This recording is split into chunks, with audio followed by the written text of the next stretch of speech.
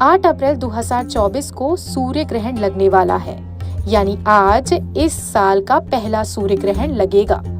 वैज्ञानिक दृष्टि से देखा जाए तो सूर्य ग्रहण महज एक खगोलीय घटना है, लेकिन धार्मिक दृष्टि से इसे शुभ नहीं माना जाता है।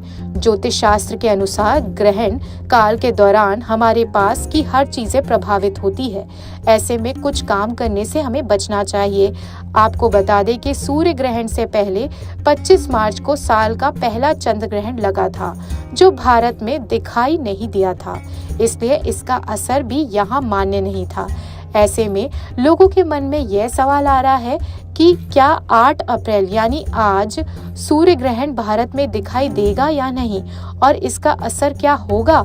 तो आइए जानते हैं देवघर के ज्योतिष आचार्य से 8 अप्रैल यानी आज साल का पहला सूर्य ग्रहण किस समय लगेगा। यह 2024 का पहला सूर्य ग्रहण 8 अप्रैल को लगने वाला है।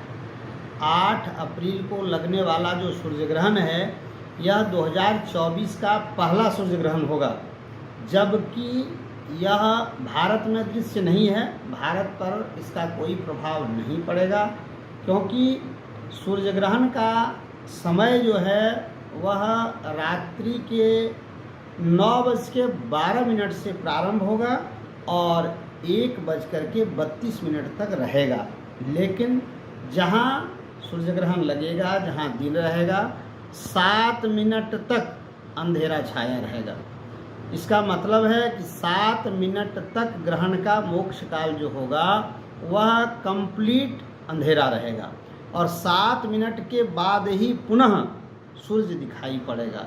तो ग्रहण तो बड़ा कठिन है, भले भारत पर दृश्य नहीं है, लेकिन प्रभाव तो इसका रहेगा ही सबों के ऊपर। और इसके प्रभाव के लिए और साथ ही साथ क्या है, इस ग्रहण का संयोग ऐसा है कि ग्रहण समाप्ति के साथ ही चैत्र नवरात्र प्रारंभ होने वाला है।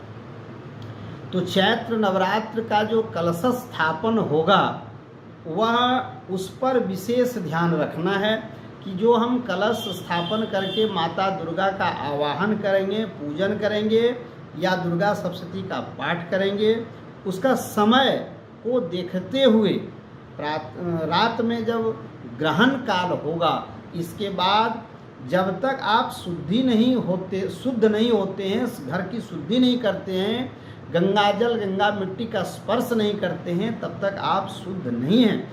और गंगा में स्नान या गंगाजल से स्नान करना गंगा मिट्टी को लगाने के बाद ही पवित्र होता है। जिस जगह कलश स्थापन करेंगे उस जगह पवित्र सुबह प्रातः काल धो लें और ध्यान रखें कि कलश स्थापन का जो समय है वह 7 बजे से 8 बजे के बीच में यदि आप नहीं कर पाते हैं तो अभिजित मुहूर्त जो है 11:34 के बाद 12:54 के बीच में ही आप कलश स्थापन करें, क्योंकि ग्रहण काल का जो नकारात्मक ऊर्जा इस पृथ्वी पर पड़ा है, इसलिए यदि आप शुभ समय में कलश स्थापन नहीं करते हैं तो आपकी पूजा जो होगी वह अपवित्र ही माना जाएगा। इसलिए आप सुबह पवित्र होकर के ही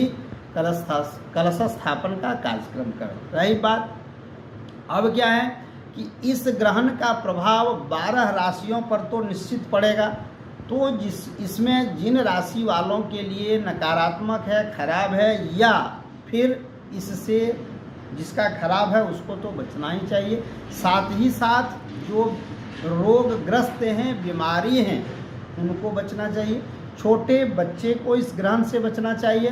वृद्धावस्था जिनका आ गया, जो बूढ़े हैं, वो ग्रहण को कभी देखें नहीं, रात में निकले नहीं घर से। और क्या है, दूसरे गर्भवती महिला को विशेष ध्यान रखने की आवश्यकता है।